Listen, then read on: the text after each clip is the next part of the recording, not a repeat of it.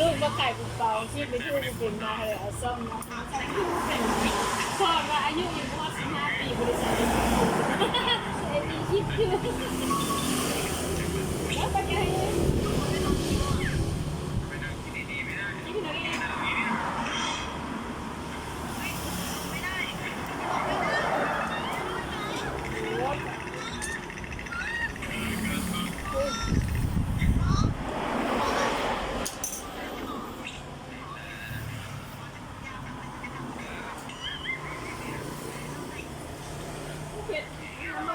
น้ำจ้ะ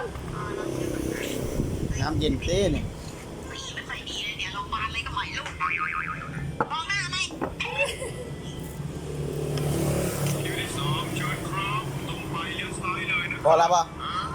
พอแล้วลูกเผ็ดป่ะพอให้นกสั่งไปเลี้ยวซ้าพอเป็นไรมึงเก่งเนี่ยกินมะเขือเทศไม่ใช่ยหมอแล้วก็กินขนมใส่เผ็ด